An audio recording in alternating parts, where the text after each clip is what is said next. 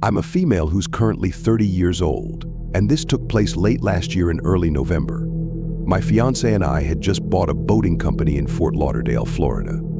At the time we lived in LA, and because we had bought the company, we had to move to Florida to maintain it. Life was kind of what you'd expect for Florida. It rained a lot and was almost tropical during the summer months. If you've been to Florida or lived there, you'll probably relate to what I'm saying. Anyway, we had moved into a large one-storied home appropriate for a family of 4. We didn't have kids, but the house wasn't too expensive, and we needed to find a new place. For the first month or so, the move had been well, and we started to adapt to the new environment. In other words, things were going well for the most part. One day, my fiancé had gone into the office while I was homesick with the flu. At one point during the day, I remember going into the kitchen to get a snack to just have something in my stomach.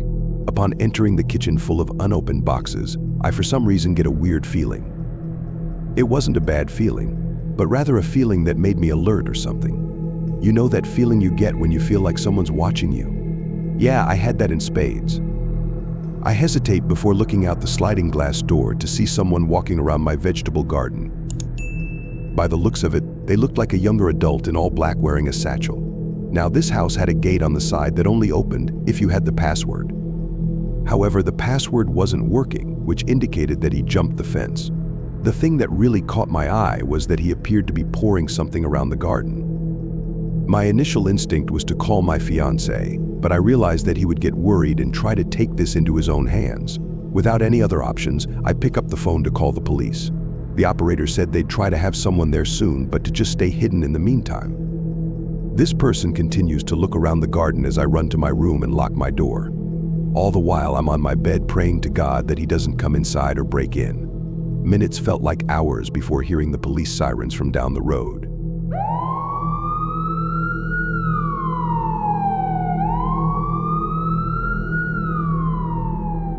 They got louder as they pulled into my house, where I then heard some sort of commotion going on. Upon going outside, I see 4 police officers restraining this kid who appeared to be an older teen. However, he didn't try to get away.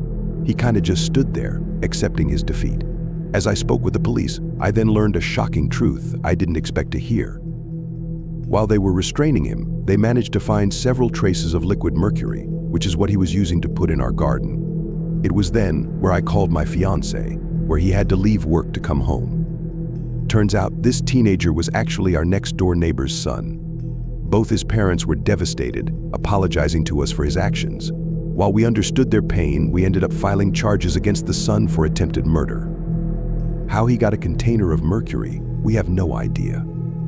I'm still very thankful I caught him in the act, as I'm not sure if I'd still be writing this had I eaten the vegetables. He was arrested and put in jail for 10 years, according to his parents.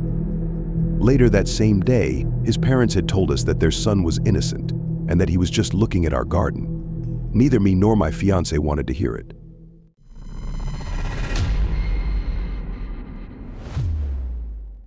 Just a disclaimer, this isn't the type of story to have you on the edge of your seat. It is, however, one of the creepiest occurrences I've ever had, and this just goes to show you how the comfort of your own home can be dangerous. This happened about a year ago, back when I had graduated from college. I had just gotten a paid internship from my field of study as a computer technician. My duties were to basically assist companies with basic computer errors they may face. It was an easy and well-rewarding job for me, as I loved computers ever since I was a kid. At the time, inflation was through the roof, so I was extremely grateful for this job. The only part I didn't like about it was the hours. I had to get up at around 11 p.m. and work well into the night till around 3 a.m., so whenever I got home, I would always be tired. During this internship, I've been renting out this small one-bedroom home as a place to stay. I earned enough to pay for it, but my parents were proud of me for getting this job, which made them pay for half. One night, I had been at work during the middle of my shift when I got a call from my boss. He had told me that he was suspending operations until the next day due to a possible storm emergency. This resulted in me having to clock out and go home for the night. As you could imagine, I was drained from working and instantly fell asleep listening to the falling rain. I'd say I slept for a good 3 hours or so when I awoke to a noise from my room. It sounded similar to a knocking sound, but much more sudden and fast. I glance over at the clock. It was 4:07 a.m. and was still pouring outside. Figuring it was likely hail hitting the roof, I disregarded it and tried my best to go back to sleep. However, not even a minute later, I hear the same noise again, this time much louder. I felt my blood run cold as I heard this and realized it was coming from my wall. I was almost certain there was an animal living in my walls, as I don't live too far from a wooded area. I slowly get up from my bed and put my sliders on and put my ear up against the wall. It was quiet for a good minute before the unexpected happened. A knock louder than ever hit the wall where I stumbled back, where I just so happened to look up at the air vent. A quick flash of lightning illuminated what appeared to be someone's eyes looking at me through the vent. What disturbed me the most was their face. It was pale, and this person didn't appear to have any eyebrows. That was the best description I could give as they then ducked back down inside of the wall. I locked eye contact with this person for a good second before running out of the house to call the police. Thankfully, the cops in my city are the type that takes their job seriously, so they were able to get here quickly. One officer stayed with me while the other one inspected the wall and claimed that it was too narrow for anyone to fit through.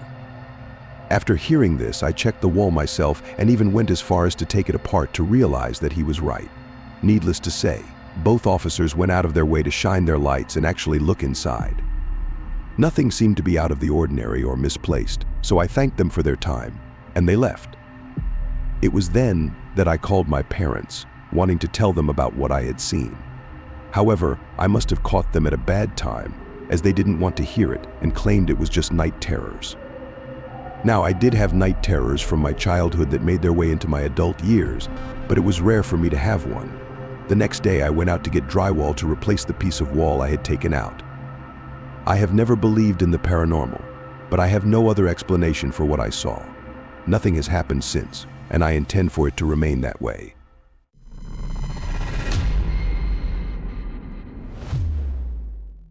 When I was about 15, my family and I moved into a new house that was built in the past few years.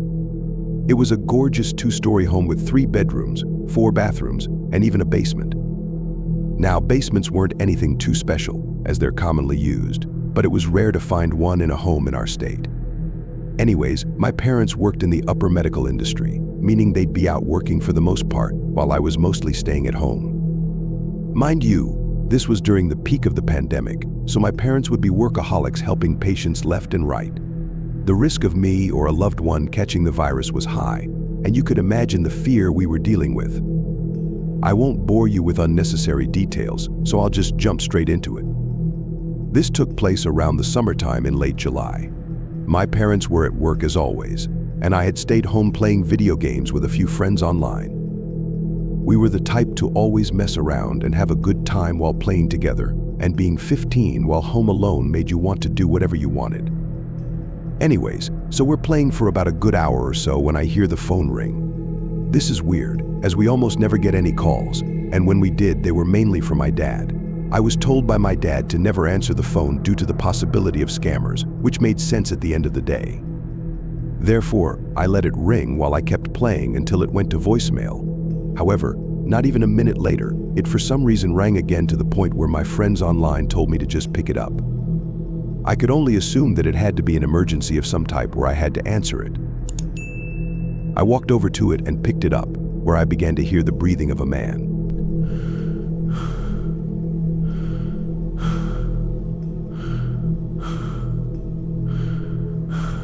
I began to repeatedly say hello into the phone, only to get no response other than the constant breathing. Eventually, I hung up the phone and went back to my game, where it rang again. This time in a much more annoyed tone, I picked up and asked what the person wanted. It was then when the person from the other end said something along the lines of, "I'm just waiting for you to come downstairs, Danny." I felt my whole world shrivel up and die as I heard this and knew the voice was too deep to be any one of my friends or anyone I knew. A few hours later, my parents came home when I told them about the phone call. My dad, being the tough guy he was, searched the house and found our secondary house phone on the floor and the kitchen window smashed open. I remember my dad calling the cops to investigate, but up until now, there have been no leads in finding out who was in our house that night. While there may have been no progress, police were able to track where the call came from. The call came from California. I lived in Indiana, and we didn't know anyone from there. Update September 14th, 2022. My dad had gotten a call from the police department with an update from the person who had broken into our house. Apparently, this person was actually homeless who was caught breaking into another family's house while their daughter was home alone showering. The parents were out on their anniversary with no acknowledgement of what was happening. Turns out the man had entered the home through an open window, where he went upstairs to find the girl. I won't explain what happened after that, but it wasn't good, to say the least. This person is truly messed up in the head and had been doing this for months, as he is known to mess with his victims, mainly targeting children or anyone he thought was a good target. I'm happy to say that he was arrested and thrown in jail. As of now, that's all the information my family got.